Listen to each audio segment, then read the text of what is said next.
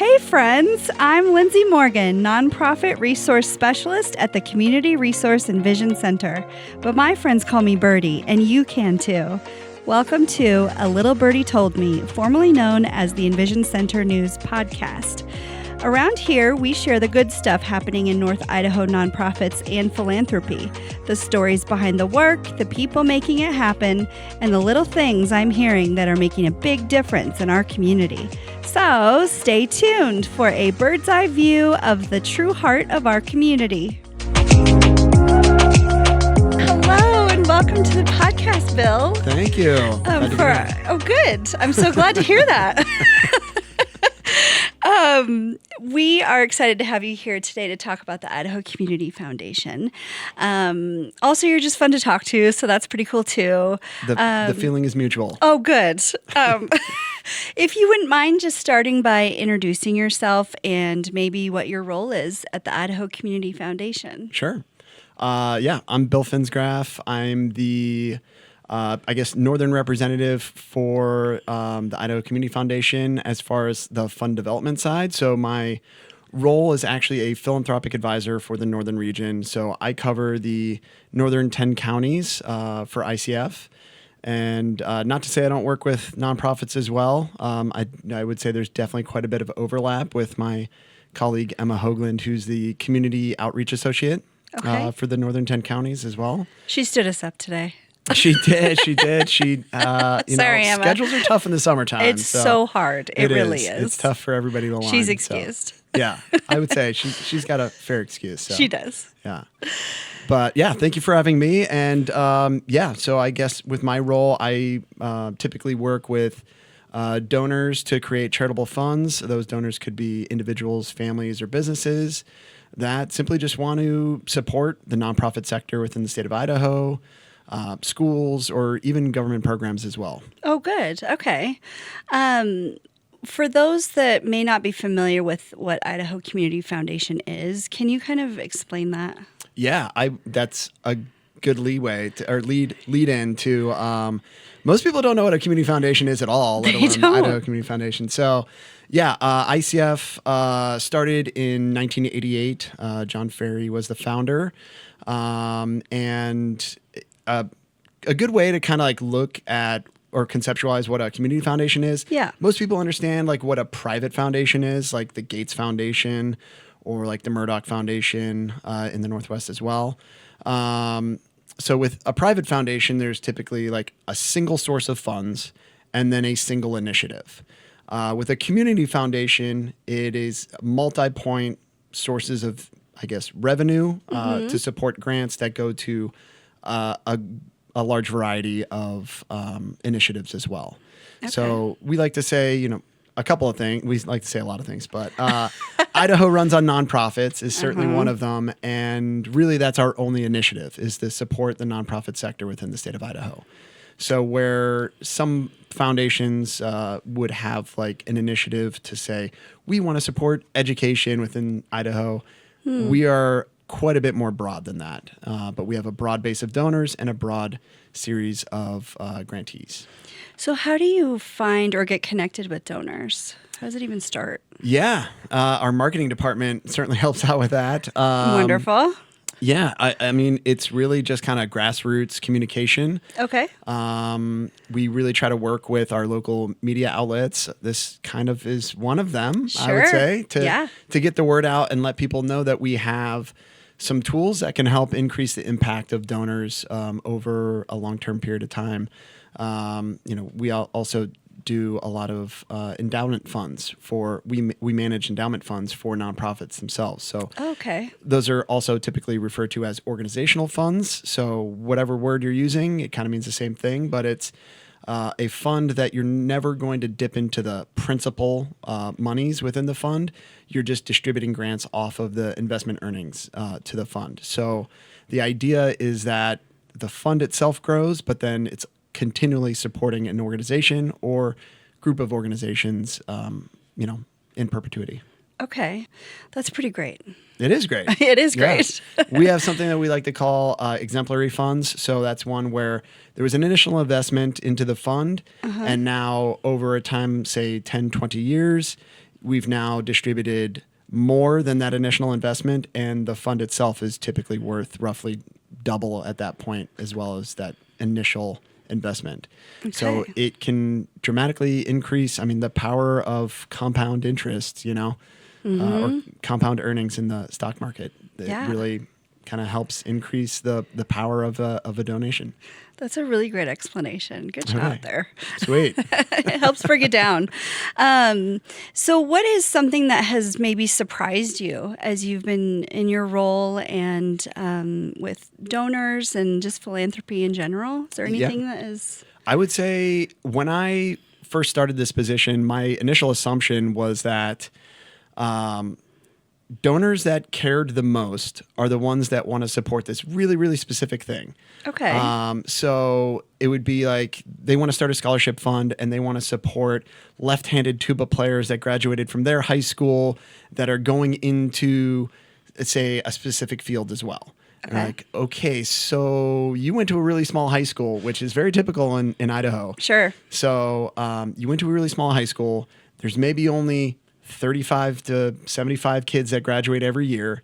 Now, there weren't any left-handed tuba players this year. Would you prefer that, no grants, no scholarships go out this year, and you wait until that, ideal left-handed tuba player, or you find another equally deserving candidate? And similarly with, broader scheme to grants to organizations. So I would say what that led me to find out was that, or what surprised me rather, is that the donors that kind of, I guess, get it a little bit more. Sure. Or maybe, I don't want to say care more, because obviously everybody cares quite a bit. You're willing to give your hard-earned money to another organization.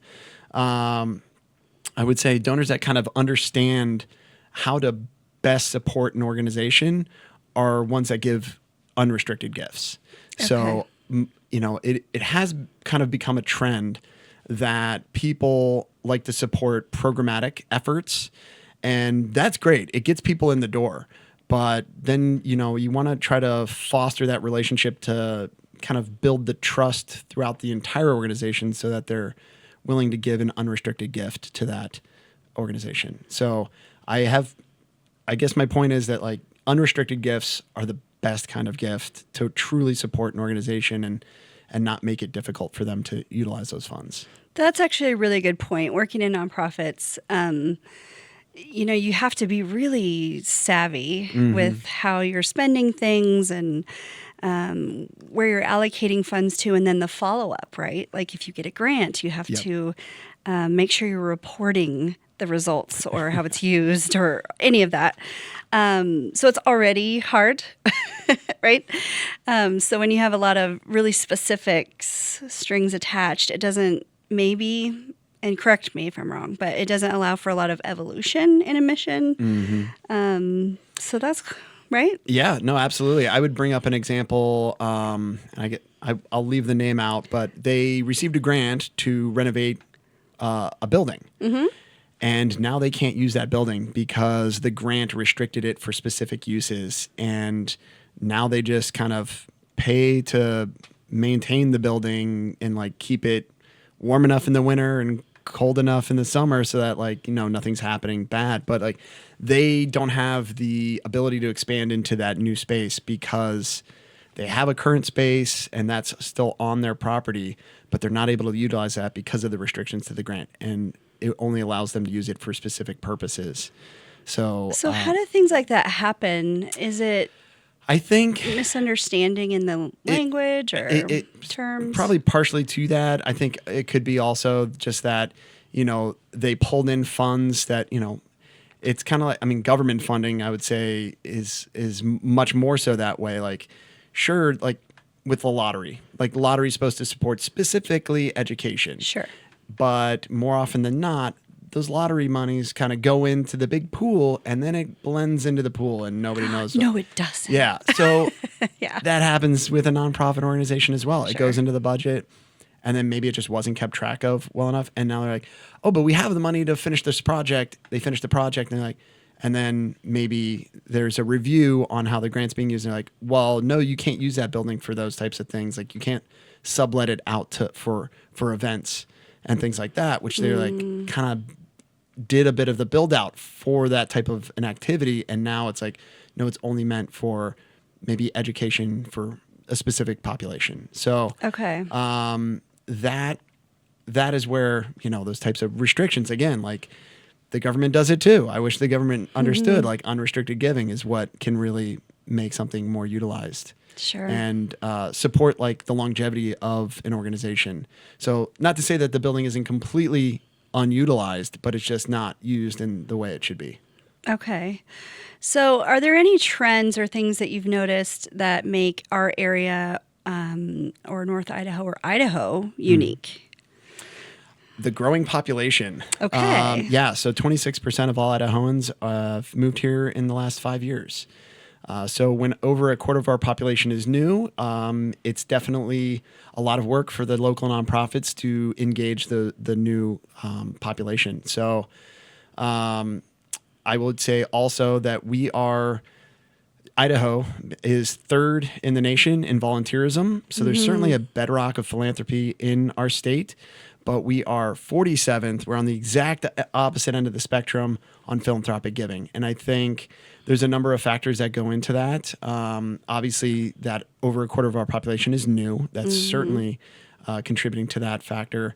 But I would say also that we don't, like I said, the Gates Foundation or the Murdoch Foundation, we don't have like a bunch of large, pillars of industry in our state that can then create those types of large private foundations and support the nonprofit sector.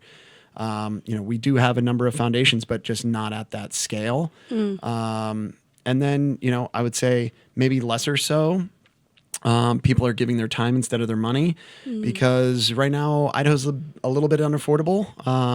Our median household income is coming up on 1/8 the median household price. So if you kind of put that in parallel to the housing bubble in 2007, 2008, that was 1/5. So we're coming up on double the housing bubble in the state of Idaho. So unaffordability, people are just they don't have that extra money to potentially give. But I would say it's kind of the gathering of those factors that really contribute to the fact that, people really do want to give. Like, it is amazing. Sure. Like, I love Sandpoint. I used to live here, and it's like people love Sandpoint. People love Idaho, in general. And I will say that the people that I meet that are new to the state, they feel the same way. I would say I would encourage people to try to not lean into the stereotypes. It's like, oh, damn these Californians all moving here. Sure, they're increasing property values, and it makes it hard to buy a home for a young family. Yeah. But something that we found in the New Idahoan study was that, it's typically not actually, like, my assumption going into it was like, oh, it's going to be a lot of retirees that are moving here and they're like, taking advantage of taxes in the state of Idaho compared to their previous state, which stereotypically is California, which is correct. The majority of new residents are coming from California. But honestly, a close second is Washington State, and then a very distant third is Oregon. So there's, just under 30,000 coming from California and Washington, and then it's about 3,000 coming in from Oregon, and then it's a very small tail from there. Okay. Some Montana, but then, other states, it's just not as much of a inflow from other states. But I would say try to engage with those new residents and don't try to push them out with, damn these Californians. Try to welcome to the community because they're certainly community minded, and that's why they've moved here. And to get back to my point, sorry, I'm like jumping around. You're doing great. But I assumed that it was going to be retirees taking advantage of taxes. It's actually more often than not young families that couldn't really afford to raise a family where they came from in California or Seattle. And now they're moving to Idaho because they feel that they can, they're more financially resilient to then raise their family. I would say also that they typically tend to be a bit more religious than, I guess, an Idaho native, if you will, or resident of longer than 5 years, but not by much. I mean, I feel that, most Idahoans have, I guess, some connection to God in one way or another. So, definitely that's a great lead-in to meet new potential donors or just members of the community is through your local church. Sure. Okay. So this information, and you mentioned the new Idahoan study, right? Can you tell us a little bit about what that is? Yeah. So the Idaho Community Foundation conducted the new Idahoan study this last year. We compiled data over the course of the year. We used kind of what is traditionally looked at as like polling techniques for elections to try to kind of learn a bit more about our new neighbors, as well as learn about what is the marketing, what is the messaging that they want to hear that's going to get them more engaged with the local nonprofit sector in the state of Idaho. Okay. Typically, you know, again, those newcomers are coming majority from California or Washington. And if I think about, you know, California, like a local nonprofit there could easily be a national nonprofit. So sure. I think that lends to the trend that, you know, our newcomers, if they are giving, they're typically only giving to a national organization or just giving to their church. So it's going to create a little bit more work, and why we want to, you know, find the messaging that's going to connect the local nonprofit sector with these newcomers, because, you know, we need to engage with them so that their money isn't going back to California or, you know, a national organization where it could help their own, you know, neighborhood and community. Sure. So an example of a national organization would be like CASA, right? And we have local chapters. And so is the idea then is to connect them with what's happening in the local organizations, even if it is a national organization? I think that's a great idea. I will say, you know, to piggyback on that example, the Salvation Army, they had their largest fundraising year as of yet in the state of Idaho last year for money that's going to support the wildfires in California. Oh. So it is. I thought that was kind of ironic because, you know, a lot of expats from California, typically they like to talk trash on where they came from and why they've moved to Idaho, but it shows very clearly that they still care very much about where they've come from. So, because they're willing to support, I guess, you know, their old neighbors, if you will. Okay.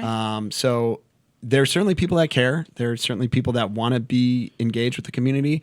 I've heard many times from newcomers that they moved here specifically because of the community values. Like, I mean, really, like Sandpoint, it's such a community feel. People care very deeply about the town and its prosperity. So I think that attracts the right kind of people. So, yeah. Yeah.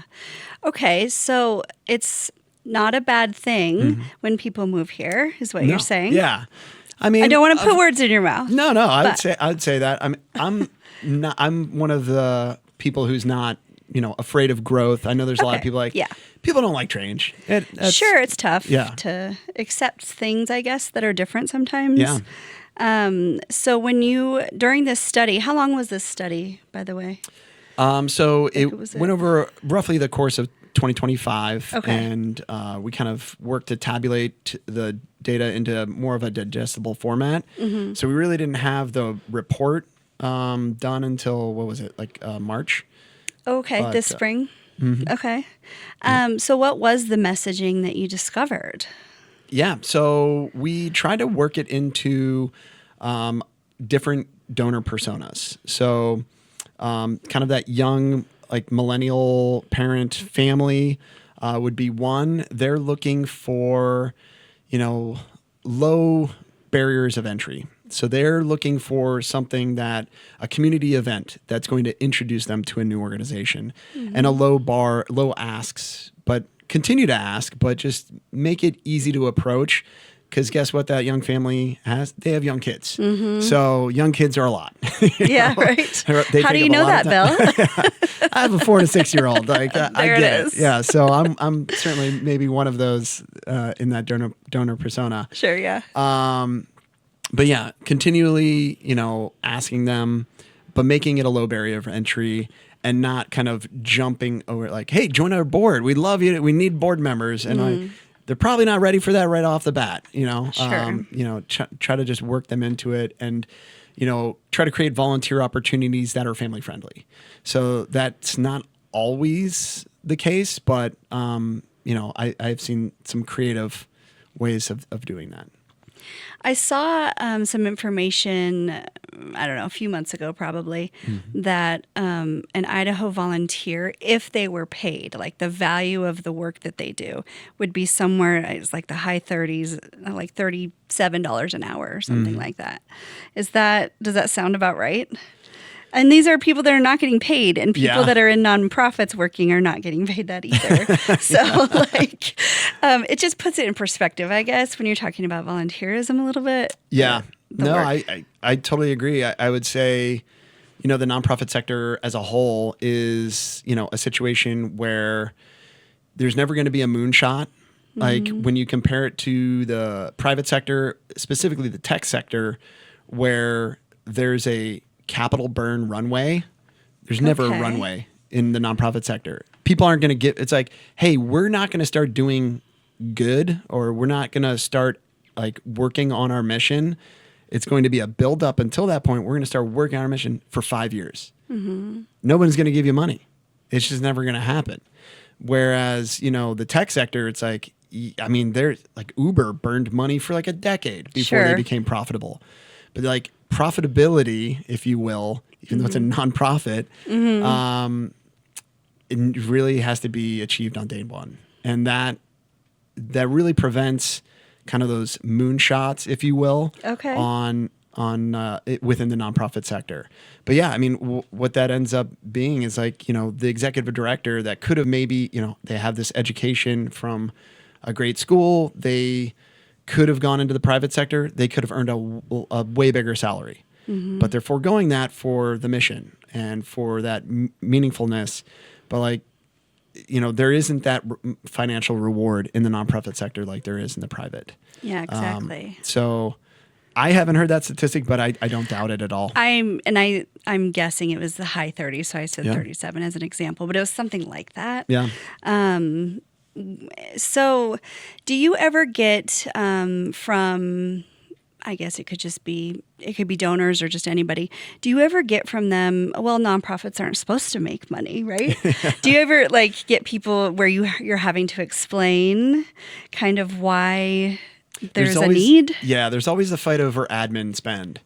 And it's like, well, yeah, it's an organization. They keep the lights on. Like people are working. Like that's what the money really is going to. But like if you wanted to give money to 100% the mission, well, instead of supporting that food bank, you just go to a homeless person on the street and give them food. Like, right, yeah. That's the zero admin way to do it. But I think it is kind of a fight. There's this, I don't want to say a growing mistrust, but people are skeptical of the spending that happens within the nonprofit sector quite a bit more than I would say the private, because it's maybe held to a higher standard because, people are giving with their feelings and not with like, oh, I'm just buying some headphones because they're cool. I don't know. Yeah, right.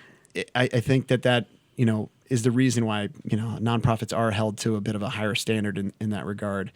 And people also are really scared of fraud. People don't want to see fraud in the private sector usually leads to jail.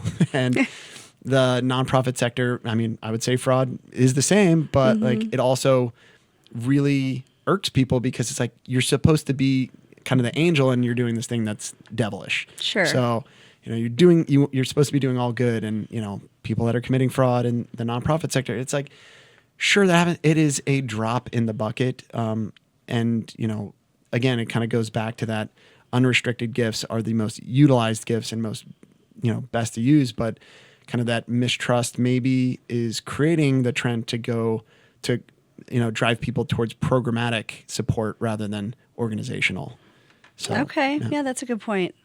That is a good point. So how will the information that was collected from this new Idahoan study, how will it fuel moving forward? How will it feed into projects or I don't know. Will it do any of that? It will. No, absolutely. Okay, great. Yeah. So through, again, the Nonprofit Center in the Idaho Community Foundation, members will have access to kind of templates and obviously the donor persona profiles and how to work and how to approach those types of people. So you'll have like, the religious type of person where they're engaging with the nonprofit sector through their religion. And then obviously the young family. And I will space out on the next two. I'm sorry. That's okay. It's a summer day. And it's fine. You're doing great. I'm going to blame the smoke. It's making my brain foggy. That's fair. But, and then there's the people that are really into numbers. So they just want to see like, how is this, I guess, tangibly affecting things? Give me the numbers. So there's a donor persona that they're just into the math. And I wish I could remember the fourth. I don't know why I'm spacing. I'm sorry. That's okay. But there will be kind of templates like email templates, marketing campaign, kind of everything you'll need to try to engage with these different types of personas and different ways to kind of engage just the greater population of donors or just new potential donors. How do you prospect and how do you kind of get them in? So there's a ton of tools on the website for members.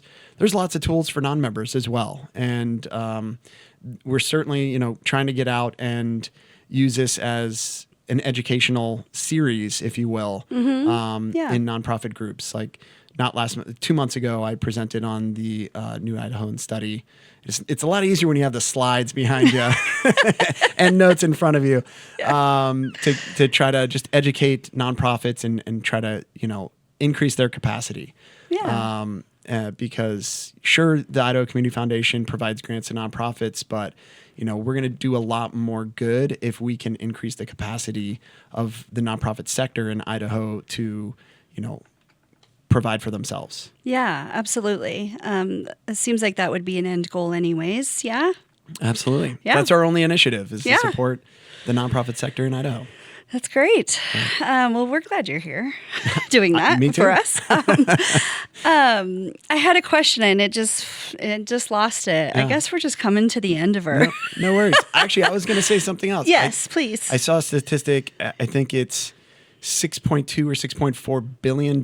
Like, again, this juxtaposition with the private sector and the nonprofit sector. Yeah. So the nonprofit sector contributes $6.2 or $6.4 billion in the annual GDP, if you will, of the state of Idaho. I think that's roughly like 8% of the annual GDP, if you want to call it that, of the state of Idaho. Okay. So the nonprofit sector does a lot of business in the state of Idaho. And it's an enormous number of employees as well. Yeah. Sure, you typically think of volunteer work when it comes to nonprofits, but there's a lot of paid employees. I happen to be one of them. I feel very fortunate for that. Me too. Yes. But yeah, I would say the nonprofit sector is something that, our state government should pay attention to because it contributes a lot to the overall economy of the state of Idaho. Yeah, that's great. Is there anything else that you didn't mention about the work that you're doing or what you're seeing right now that we haven't talked about? It's a good question. Very broad. Let me see if I can grab something. If you don't have anything, that's fine. How about this? What's your favorite part of your job, Bill?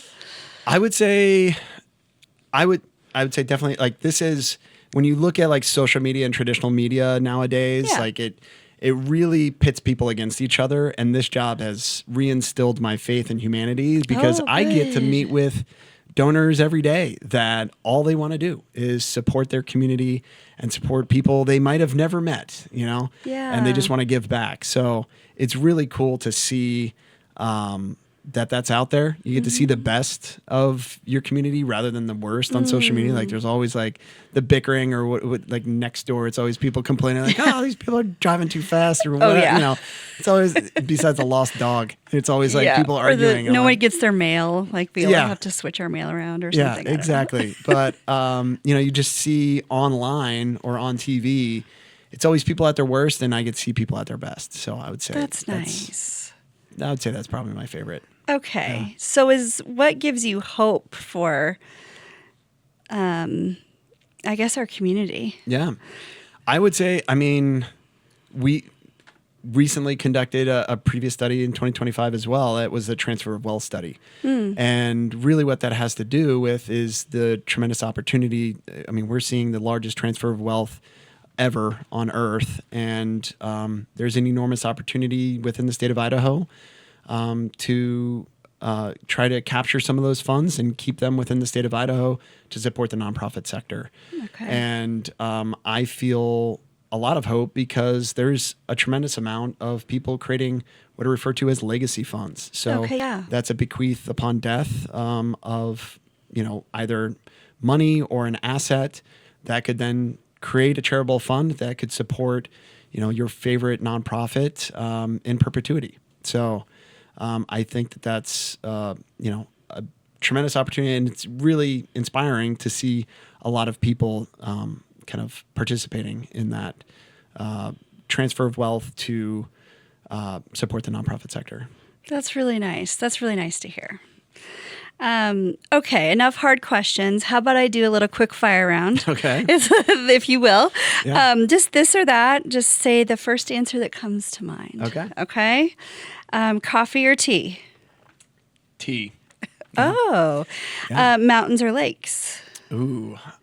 That's a really hard one. Especially in Sandpoint, there's both. I know. I would have to say mountains. Okay. Yeah. All right. And truly, that's why I asked that one. In our area, it's almost like you get to have both. Yeah. So you don't have to choose. We're so spoiled. It's know, insane. It's wonderful. Yeah. Sunrise or sunset? Sunset. Okay. Early bird, night owl? Night owl. Okay. Which that kind of correlates goes with the the sunset. Yeah. Fair enough. It's hard to wake up for the sunrises. I agree. Camping or glamping? It depends. There's got to be. I like activities. So, what is the activity that surrounds it? But who's gonna not prefer glamping? It's just sure. Fancier, I guess. I don't know. It's more comfortable if you ask me. Yeah, exactly. Yes, more comfortable. Okay, yeah. So left or right-handed? I'm right-handed. Tuba or guitar? Just based on what I said before, I'm going to have to go with tuba. Oh, great answer. Well done. Well, thank you for being here today and for doing the work that you do. It's really inspiring to hear the work that's being done. And it was just fun chatting with you. So thank you. Likewise. Yeah. Thank you for all that the EnVision Center does for the community. You bet. Well, friends, thanks for listening. I'll be back soon with more of the good news, but in the meantime, you can keep up with us on Facebook, Instagram, and at crecIdaho.com. Until next time.